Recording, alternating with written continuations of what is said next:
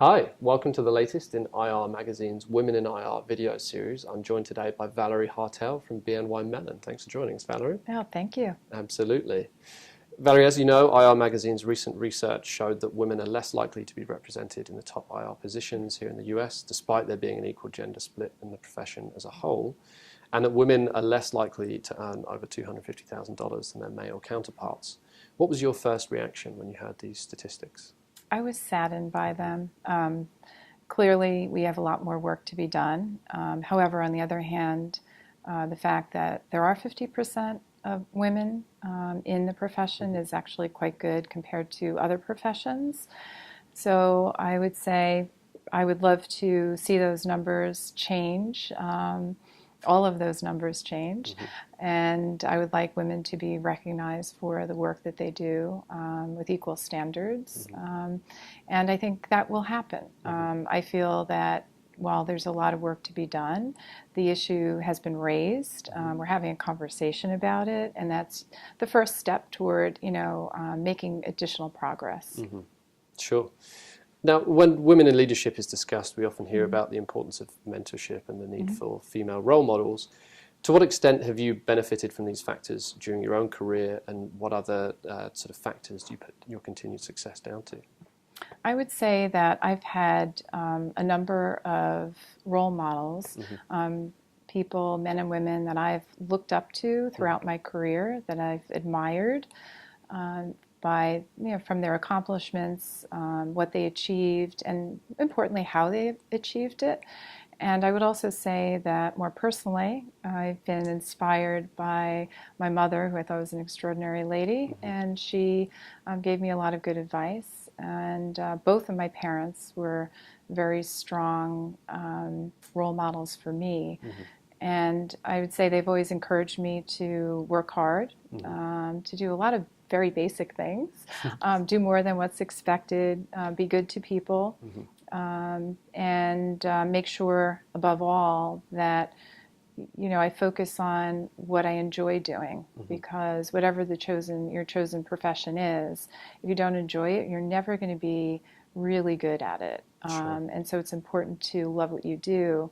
And that was instilled in me as well. And so I'd say I learned a lot from both my personal life as well as my professional life.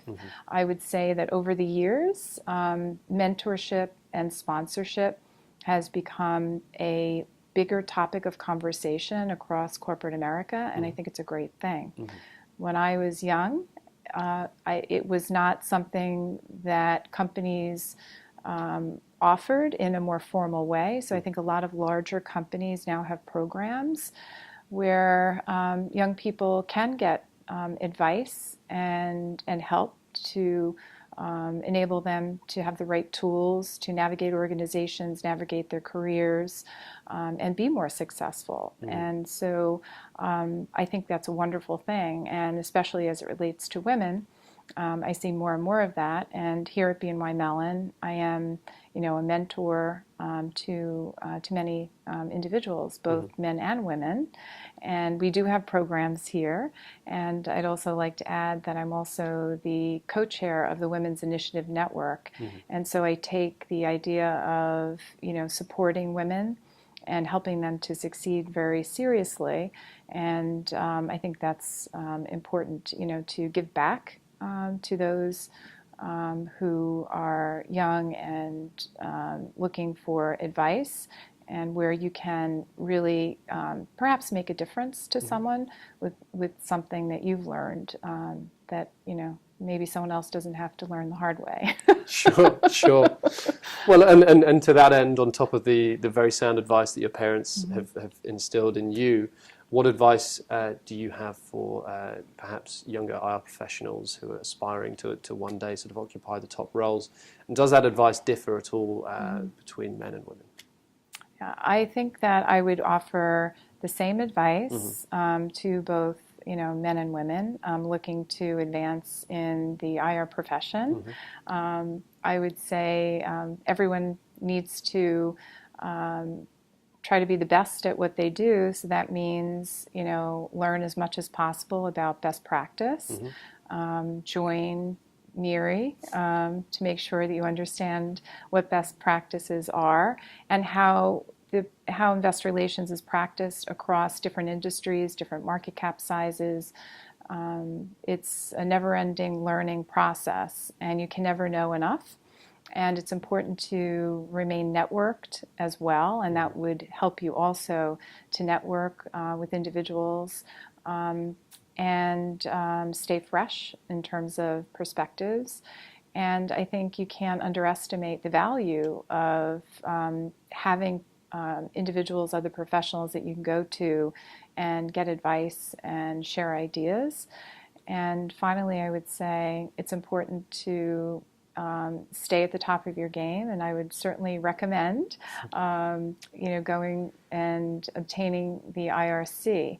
So for anyone looking to advance in the profession, that will become a standard, and I think it's very important for young up-and-coming professionals, even those who are seasoned, to hold that designation, and it should help, hopefully, in a hiring process when someone is looking to hire an IR professional and there's a choice of two equal candidates.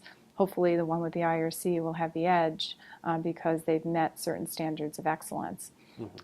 The one point I would add that might be a little bit different that I would say to a woman versus a man would be to speak up. Women tend not to speak up as much or as forcefully when they have opinions and ideas. So I would say speak up, let your voice be heard. It's very important to do that. Okay. Now, we know that the subject of diversity is on the minds of some larger institutional investors. Obviously, we had the Fearless Girl statue installed earlier this year, for instance. I know that at BNY Mellon, you have 3 female board members currently. But to what extent is this a topic that is coming up increasingly with your investors? Yes, this is a topic that is coming up quite frequently, and most notably with U.S. investors. Years ago, it would come up quite often with non-U.S. investors, and they're very interested in the composition of the workforce, composition of the board, and the diversity of the board. And fast forward to now, over the last few years, I'm certainly seeing intense interest. And part of the reason is that there are a lot of facts to back up the fact that more diverse companies and companies with gender diversity, women on boards and in senior leadership positions actually perform better. And so the numbers are now driving corporations and investors to take note of that. And I think it's a very positive change. So now we're dealing with more fact-based decision-making and pressure, in many cases, from investors to ensure that boards recognize the value of diversity. And it's starting to change companies and the way they think and what they do. And I think it's very positive for everyone. Sure. And, given that focus from the investment community, and that the IR sort of function is the function that interfaces with investors. How important is it that IR practices what it preaches in terms of gender diversity in the profession? Yeah, I think that we need to absolutely practice what you preach. Then it's just hot air. You have to back up what you say with action. And I think, as it relates to BNY Mellon and how we think about diversity and inclusion, we track, our numbers. And to the point that you made earlier with respect to bringing, 3 women onto our board, we lack gender diversity. We recognized it, and the board set out to make sure that we had the right diversity and the right viewpoints and the right skills and experience, on our board. And when they were recruiting, they made sure that they had a composition that was more reflective of, BNY Mellon. And we're not where we need to be yet. So we're at 24% right now with respect to women on our board. But had we not made that move and actually done something that would back up what we have been saying to investors we wanted to do, I don't think it would be very credible. Mm-hmm. Excellent. Well, thank you very much for joining me today, Valerie. I thoroughly enjoyed our conversation. Well, thank you. Thank you.